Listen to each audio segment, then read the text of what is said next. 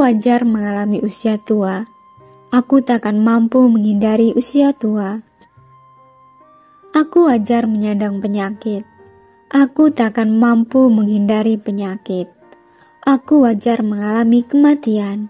Aku takkan mampu menghindari kematian. Tua, sakit, dan mati tidak akan dapat kita hindari. Namun, belum tentu kita semua berkesempatan untuk menjadi tua. Karena kematian pasti akan datang tanpa kita tahu kapan dan di mana. Mau atau tidak mau, siap atau tidak siap, kita pasti mati. Lalu, apa yang harus kita siapkan untuk menghadapi kematian kita sendiri? Bagaimana kita menghadapi kematian orang-orang yang kita cintai?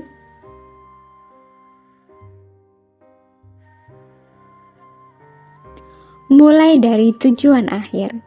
Maksudnya adalah, hendaknya tujuan akhir menjadi arah tujuan bagi kita untuk memulai segala sesuatu. Jika kita menginginkan akhir yang baik, maka mulailah dengan berbuat kebaikan. Tidak ada yang dapat mengetahui berapa lama waktu yang kita miliki.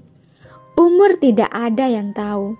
Oleh karena itu, selayaknya kita merenungkan bukan hanya waktu kita sakit atau waktu kita tua, tetapi renungkanlah setiap saat, sehingga kita secara sadar dan dapat memprioritaskan apa yang penting dilakukan untuk menghadapi kematian. Praktik dhamma apapun, jika kita tidak pernah merenungi kematian, maka kita tidak akan tahu kemana arah hidup dan arah praktik atau latihan dhamma kita. Mengapa kita perlu praktik dhamma?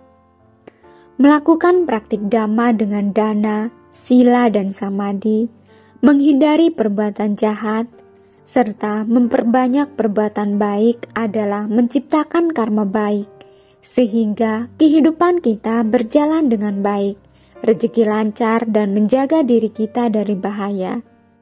Tetapi sebenarnya dengan praktik dhamma adalah goal, atau tujuan yang lebih besar daripada memupuk karma baik, yaitu mempersiapkan kematian. Jika kita sakit, orang-orang di sekitar kita hanya dapat membantu dengan merawat, membawa ke dokter, ataupun menghibur, tetapi batin kita tidak ada yang dapat membantu. Batin kita hanya diri kita sendirilah yang mampu mengobati. Hanya diri kita sendiri yang mampu menenangkan, yaitu dengan cara menerima kondisi yang kita alami. Lalu, bagaimana cara mempersiapkan batin kita untuk menghadapi apapun yang terjadi? Yaitu dengan cara memupuk kebiasaan baik. Dengan banyak berbuat baik, maka batin kita akan lebih tenang. Dengan meditasi, kita melatih diri menerima kondisi yang kita hadapi. Bukan berarti pasrah tidak berusaha. Jika sakit, tetap harus ke dokter dan berusaha untuk sembuh. Tidak perlu komplain karena hanya akan menambah penderitaan. Jangan menyiksa diri dengan pikiran-pikiran negatif yang menolak keadaan sakit. Terimalah sebagai buah karma masa lalu dan sebagai kewajaran sebagai bagian dari kehidupan. Lakukan apa yang bisa diusahakan. Cukup fisik saja yang sakit, jangan ditambah dengan sakit batin. Memupuk kesadaran tidak dapat terjadi hanya dalam waktu semalam. Kesadaran harus dipupuk secara terus-menerus. Berdana adalah melepas keakuan, belajar melepas sedikit yang kita punya. Ini uang saya, tenaga saya, waktu saya, kemampuan saya. Perlu kita sadari, sewaktu kita berdana adalah saat kita melepas, bukan mengharapkan balasan. Ada kalanya kita memiliki harapan bahwa kita akan mendapat balasan yang lebih besar dari apa yang telah kita danakan. Sadarilah, jika kita masih memiliki harapan balasan seperti itu, maka sebenarnya kita telah memupuk keserakahan, Batin kita menjadi tidak tenang karena tidak ada rasa puas. Kita akan sulit untuk bahagia. Menjaga sila atau Pancasila. Menjaga sila tidak hanya dilakukan secara pasif atau menghindari, tetapi juga dapat dilakukan secara aktif, yaitu 1. Melatih diri untuk menghindari pembunuhan makhluk hidup, menghindari mencelakai makhluk lain, juga menjalankan sila secara aktif, yaitu dengan melakukan pembebasan makhluk hidup, memberikan kehidupan kepada makhluk lain agar dapat hidup dengan bebas di alamnya, bisa juga mendanakan obat dan lain sebagainya. 2. Melatih diri untuk menghindari mengambil barang yang tidak diberikan. Ini juga merupakan sila aktif, yaitu dengan berdana baik materi maupun non-materi, misalnya berdana senyuman, berdana doa dan pengharapan, sabisata bawantu sukitata, semoga semua makhluk hidup berbahagia, melakukan patidana atau pelimpahan jasa. 3. Melatih diri menghindari perbuatan asusila. Sila aktifnya adalah dengan mengkondisikan sekitar kita harmonis, menjaga emosi dan hubungan baik dengan keluarga, teman, kerabat, dan orang-orang di sekitar kita. 4. Melatih diri menghindari ucapan bohong, termasuk gosip, bicara kasar, bicara omong kosong. Sila aktifnya dengan selalu berusaha jujur, sering membaca parita, menyucikan perkataan kita, memberikan saran yang bermanfaat. Sebagai makhluk sosial, tentu kita tidak bisa menghindari komunikasi dan interaksi dengan sesama, tetapi hendaknya cobalah untuk selalu menyadari ucapan yang keluar dari mulut kita. Hindari bergosip, menghindari ucapan negatif, hindari ucapan yang tidak bermanfaat. Ucapan tidak baik menyebabkan kita sering menghakimi orang lain, padahal diri kita sendiri tidaklah sempurna, menyebabkan kita memupuk karma buruk sehingga menyakiti diri kita sendiri. Sadari sebelum berucap. Alangkah baiknya jika ucapan kita digunakan untuk membahas dhamma. 5. Melatih diri menghindari minuman memabukkan, hasil penyulingan atau peragian yang menyebabkan lemahnya kesadaran. Mabuk menyebabkan lemahnya kesadaran, sehingga kita tidak tahu atau tidak sadar apa yang kita lakukan. Kita tidak sadar kalau kita tidak sadar. Orang yang mabuk biasanya akan melakukan hal-hal yang tidak akan dilakukan pada saat sadar, dan tentu saja akan merugikan diri sendiri dan juga merugikan orang lain. Tanyakan kepada diri sendiri, apakah kita perlu minum untuk menyenangkan orang lain? Tuntutan pekerjaan, pergaulan sosial, atau ego? 1 tetes alkohol masuk ke dalam tubuh, maka kesadaran kita sudah melemah. Bagaimana kalau 1 gelas, 1 kaleng, bahkan 1 botol? Dicontohkan seorang teman yang giat bermeditasi. Suatu saat pergi liburan mencoba untuk mengkonsumsi minuman beralkohol 1 gelas 1 hari, selama 3 hari berturut-turut. Ketika kembali dari berlibur, sang teman tidak dapat berkonsentrasi dalam meditasinya untuk jangka waktu yang cukup lama. Setelah 6 bulan lamanya, sang teman baru bisa kembali bermeditasi dengan baik. Minuman 3 kali efek 6 bulan, sama dengan 1 kali efeknya 2 bulan.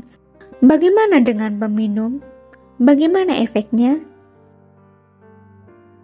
Anak muda zaman sekarang berpikir mencoba ini itu layak dilakukan untuk dilakukan sebagai bentuk pencarian jati diri atau pengalaman. Sebenarnya apa yang mereka lakukan tersebut adalah mengorbankan kesadaran.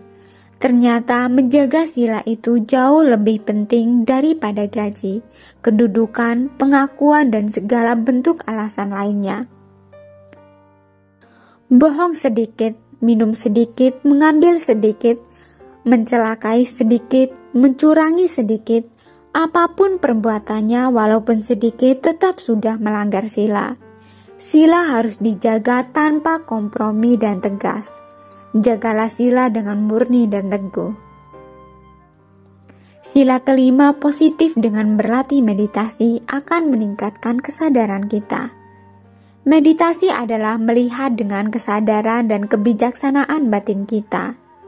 Jika kita tidak meditasi, maka kita tidak pernah akan benar-benar mengerti apa yang diajarkan oleh Sang Buddha. Dhamma tidaklah hanya sekedar teori, tetapi Dhamma haruslah direnungkan dan dipahami, yaitu dengan cara meditasi, di mana akan meningkatkan kesadaran dan kebijaksanaan kita. Dengan meningkatnya kesadaran, kita akan lebih bisa melihat realita kehidupan bahwa segala sesuatunya tidak ada yang patut dilekati, sehingga kita lebih mudah untuk melepas, mudah menerima keadaan, juga menjadi salah satu persiapan kita menuju kematian. Apakah benar pemikiran bahwa meditasi adalah untuk kepentingan diri sendiri? Dengan meditasi, maka kesadaran dan kebijaksanaan kita akan meningkat. Salah satu contohnya, kita dapat menyadari apa yang dibalik atau latar belakang dari perbuatan yang kita lakukan. Hadiah terbaik yang dapat kita berikan kepada orang lain adalah dengan tercerahkan. Artinya bahwa dengan pencerahan yang kita peroleh, maka kita akan berbuat atau berucap dengan pikiran baik terhadap orang lain, sehingga kebahagiaan akan mengikuti kita dan orang lain. Semua berawal dari pikiran. Perbuatan yang kelihatannya baik belum tentu niatnya baik. Perbuatan baik bukan dilihat dari efek pada orang lain, tetapi juga pada diri kita sendiri. Dengan niat yang baik dan tulus, seharusnya kita juga harus bahagia. Dengan kesadaran meningkat, maka kebijaksanaan akan meningkat.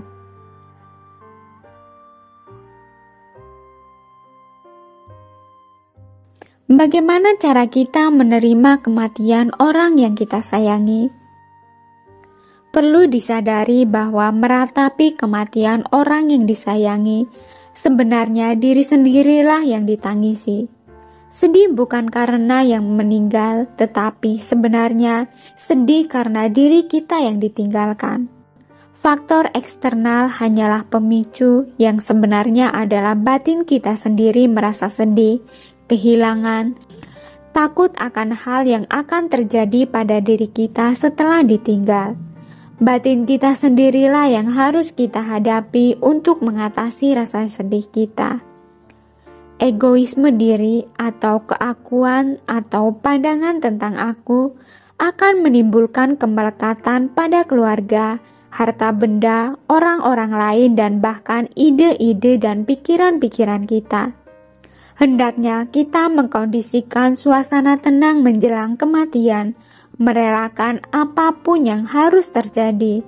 Janganlah membuat yang mau meninggal menjadi berat dengan kemelekatan kita. Terima kasih sudah menonton, semoga bermanfaat dan semoga Anda berbahagia.